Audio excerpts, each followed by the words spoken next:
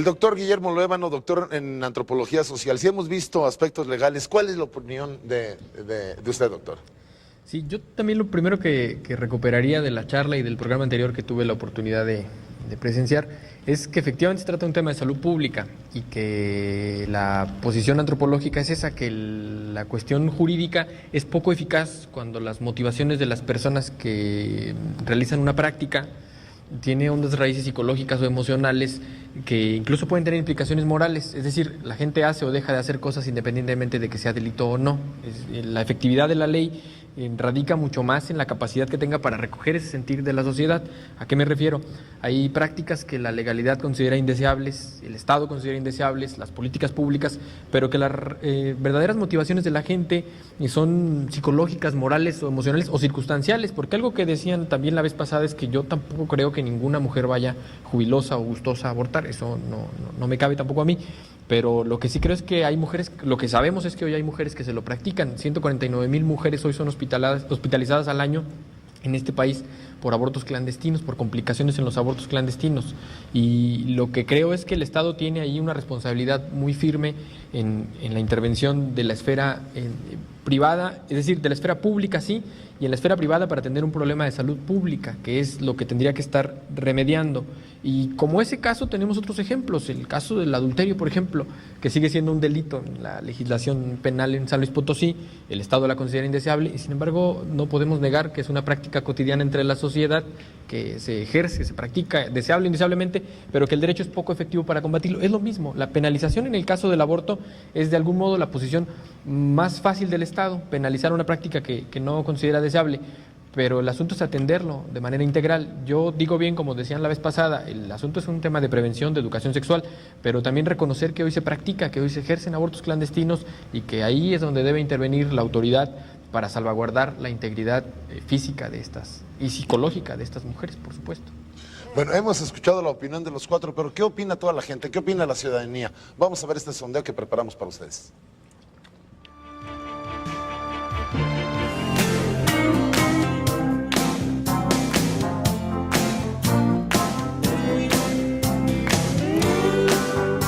¿Qué puede hacer para orientar a la gente para que esté consciente de esto? Evangelizarla. Creo que en la actualidad hay suficiente información para que debe haber protección.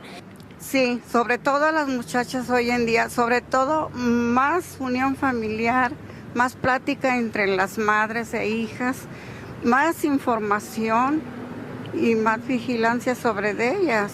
Sí, cómo no, porque necesitan más estudios para que vean el valor de la vida. Todavía creo yo que hay mucha ignorancia, sobre todo en las comunidades rurales, inclusive hasta los muchachos estudiantes, sí necesitan mucho más información y conciencia sobre todo lo que hacen.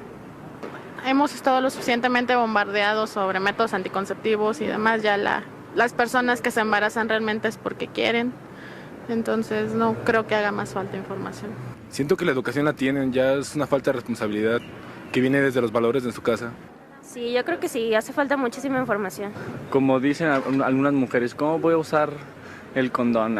Pues, como por vergüenza o por pena, ¿no? Entonces yo creo que la falta de cultura sería principalmente, ¿no? Está la gente bien informada, ¿no? Es un gusto por la religión o por alguna circunstancia de ese tipo, pero no es por mala información, no creo. De igual manera, pienso que es educación también. Desde pequeños la educación sexual por parte de los padres y pues estar bien orientados, ¿no? También informar bien en cuestiones escuelas, o sea, tener buena orientación.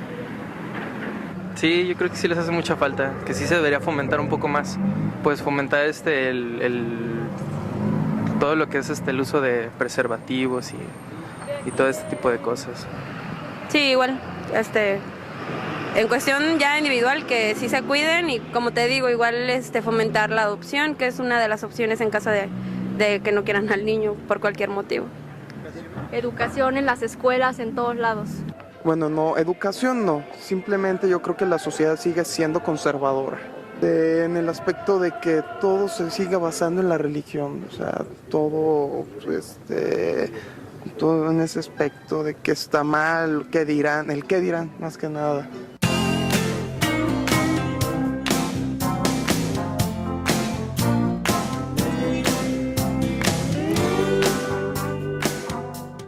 Vamos a leer algunas llamadas. El señor Julio de Himno Nacional nos dice, diputado Felipe Abel Rodríguez, ¿por qué está a favor de la vida de los animales y en contra de la vida humana? No es falso, estamos a favor de la vida. Simplemente que hay una discusión que la ciencia ya resolvió respecto a en qué momento el ser humano es considerado como tal, con las características de eso. El embrión no puede ser considerado como tal, la ciencia lo dice. El embrión lo que es un conjunto de células diferenciadas iguales cuando se fecunda. A partir de ahí, en el momento en que empieza a formarse el feto, inclusive no es todavía una persona humana, no lo es. La ciencia lo dice claramente.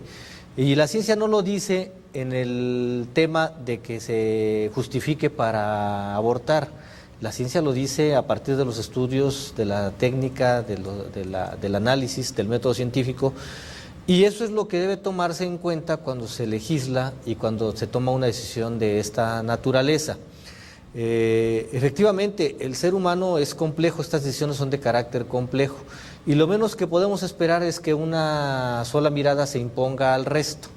Por eso hoy el aborto en la mayoría de los estados en México es punible a partir de ciertas consideraciones.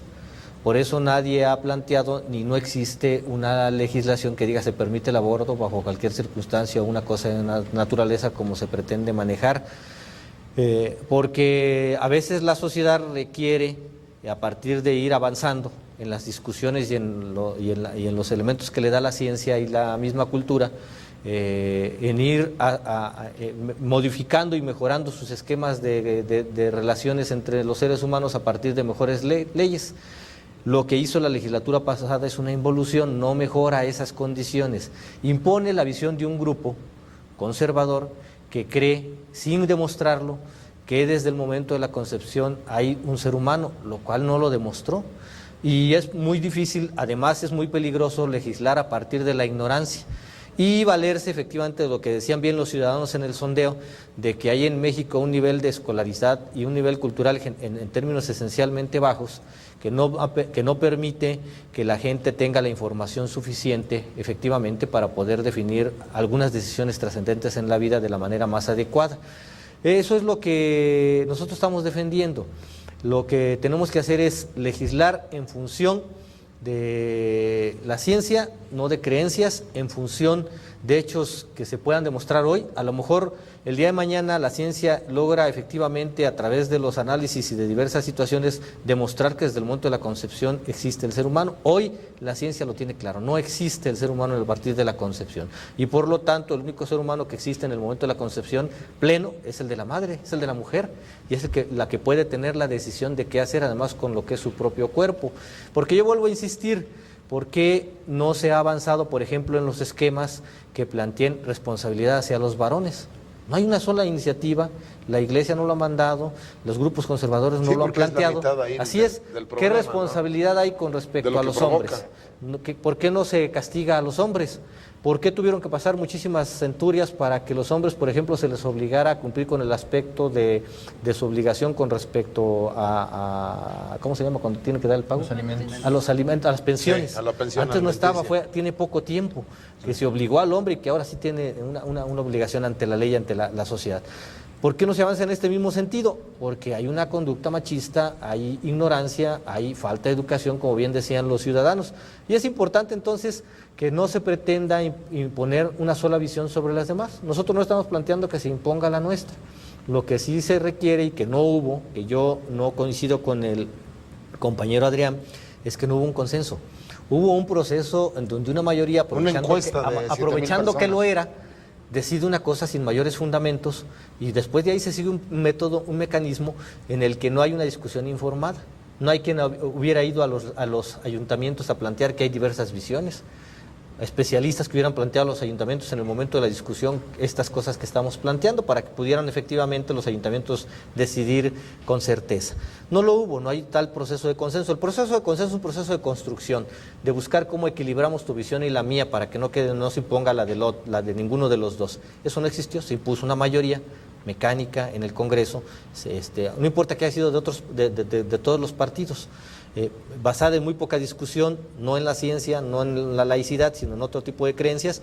Y esto es lo que trae como consecuencias leyes. No basada en realidades que no de lo que... No basada en está realidades. sucediendo con todas las Necesitamos realidades, y para resolver el problema de salud pública de los abortos, hagámoslo consensando con la sociedad, educando, formando, no como dijo la compañera que vino de la Asociación de Padres de Familia, prohibiendo los esquemas de educación de salud reproductiva, sino al contrario, multiplicándolos, viendo cómo se hacen desde la primaria, desde el kinder, desde diversos grados escolares, para que los muchachos, cuando lleguen a la edad en la que efectivamente van a ejercer su sexualidad, lo puedan hacer de manera responsable. Bueno, porque también hay otro punto de vista que dicen que si les enseñas toda esa educación reproductiva, de educación sexual desde niños, que ya les estás diciendo cómo hacerlo. No, es falso. Pero ahorita me contestas esa pregunta, vamos. La puedo contestar. ¿La puede contestar? Claro. Ahorita. Nos vamos a comerciales y regresamos, Malina.